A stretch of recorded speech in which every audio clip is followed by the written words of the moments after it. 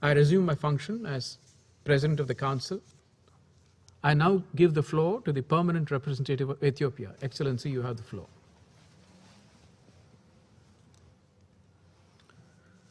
Mr. President, thank you for allowing my country's participation in this meeting.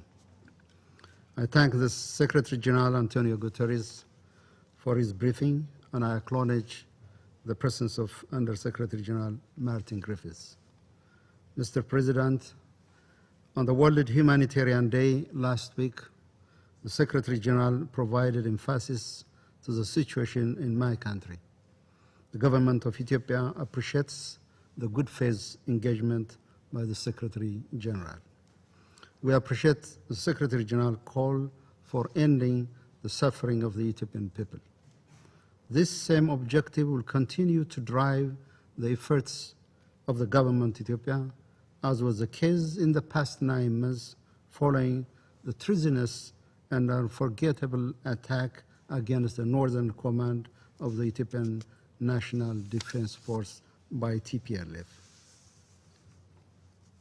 Excellencies, in previous discussion on the situation of my country, I tried to give a broader perspective on the problem where we are facing. The current state of affairs in Ethiopia did not transpire overnight. They were in the making long before the TPLF unleashed attack on the northern command of the NDF in the dark hours of November 4. The genesis of the current conflict goes back at least 3 decades ago. Since 1991, TPLF maintained hegemonic control over the political, security, and economic life of the Ethiopian people. During this time, the TPLF faced resistance at every turn in all corners of Ethiopia. We must recall that it was sustained popular protest that dislodged the TPLF from the political power in 2018, ushering in a promising period of transition. TPLF was dispelled not only from power, but also from the hearts and minds of Ethiopian people due to the non-evolving and destructive ideology it seeks to preserve in the Ethiopian body politic. The people of Ethiopia outprogressed this political elite that stand vanguard for division over unity, oligarchy over equal opportunity, favoritism over merit. When it lost power, the TPLF retreated to Tigray, taking our people in Tigray as hostage, because as the saying goes, for those accustomed to privilege, equality feels like oppression. Still, despite numerous provocations, the Ethiopian government exercised maximum restraint until the group attacked and looted military barracks. Over the last 9 months, the government sought to uphold the constitutional order. The TPLF refused to disarm and surrender to law enforcement authorities, doubling down on its destructive agenda. Mr. President, the unilateral humanitarian ceasefire declared in June and the subsequent withdrawal of the National Defense Force from Tigray was supposed to bring calm to the region and its people and provide space for the TPLF leadership to reconsider its ruinous course. Our plan was to allow a peaceful farming season in Tigray. It was supposed to pave the way for the uninhibited flow of humanitarian assistance for the people in need. If it went according to our plan and vision, the ceasefire would have allowed us to embark on rebuilding and reconstruction in the region, and the repair and reconnection of infrastructure and economic apparatus disrupted by the TPLF. Also, children in Tigray would have already begun preparation for the 2014 school year. It is 2014 in Ethiopia, it is 2020 in the Gregorian calendar. That is set to begin next September. We had also wished for members of the TPLF that showed signals of willingness for peace to successfully advance their position and convince their peers to abide by the law and follow the path of peace. The government's commitment for peace was given no regard by the TPLF, who called the ceasefire a joke, and also by members of the international community that tolerated, enabled, and condemned the group to follow its destructive path. The repeated plea for ceasefire was ignored, and we now have Ethiopian children in Tigray subjected to forced recruitment to serve as cannon fodders.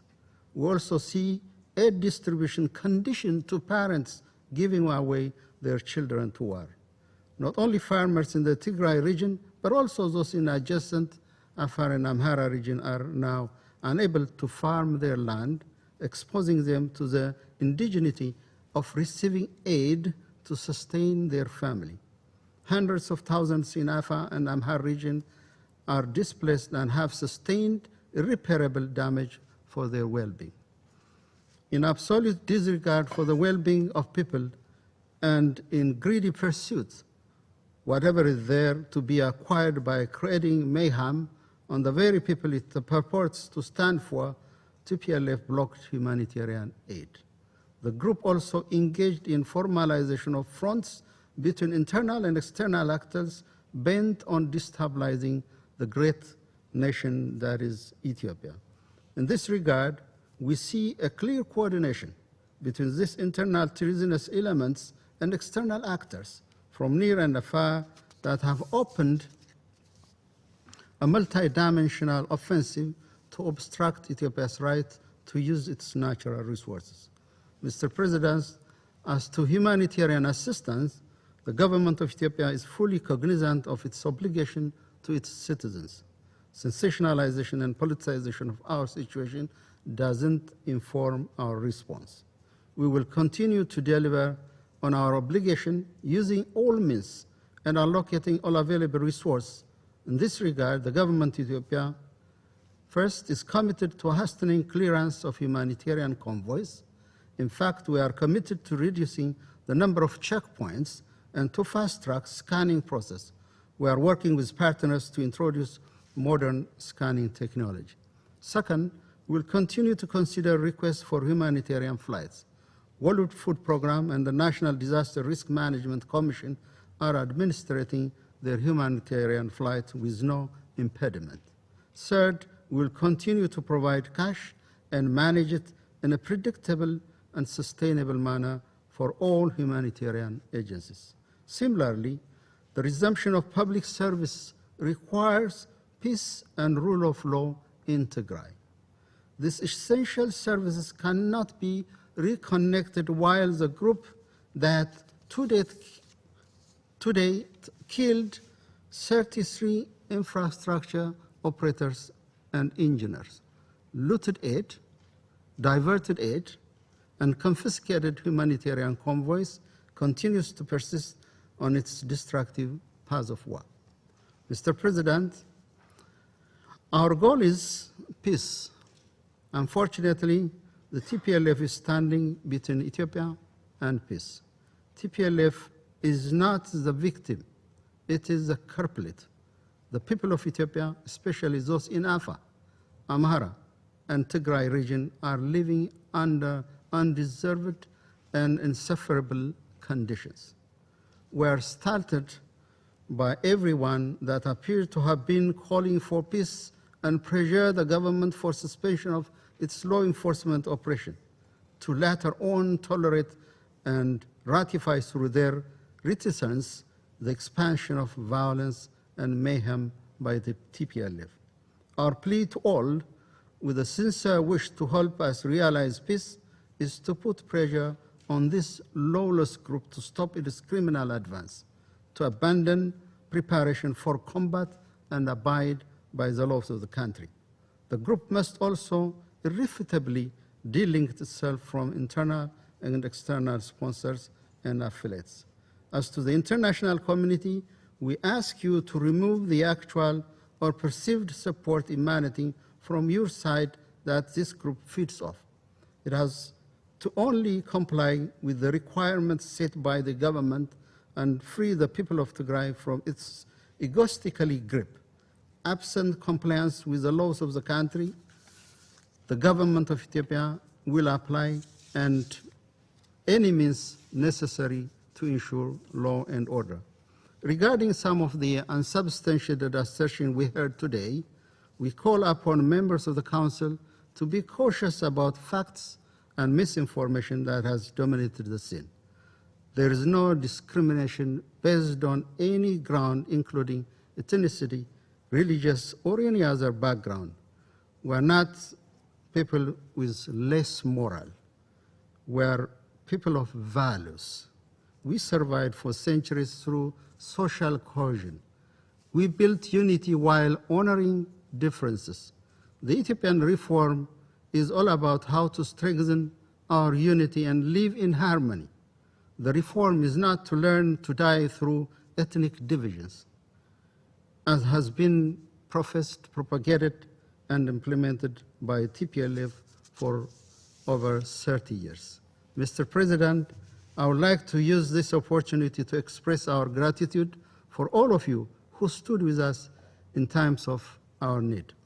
At the same time, we respectfully assert our sovereign integrity as an ancient, independent African country on a constant strive to overcome its challenges. In this regard, I would like to underscore the severe mentality that seeks to undermine the sovereign right and responsibility of states of their own security and well-being of their people have proven harmful in very many instances. We only hope the right lesson are learned. Evidently, Ethiopia is not a country that allows delegating the shaping of its future. The international community has witnessed undue foreign pressure and interference is not appreciated by a soul in my country. And after the fact, regret and admission of failure in foreign policy will not help. Hence, we call on everyone concerned to work with us.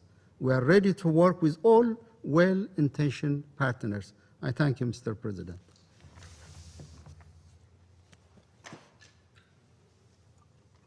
I thank the permanent representative of Ethiopia for his statement. There are no more names inscribed on the list of speakers. I'll now adjourn the meeting so that the Council can continue its discussions on the subject in closed consultations, and I would request observers to kindly exit the chamber as soon as I adjourn the meeting. Meeting is adjourned.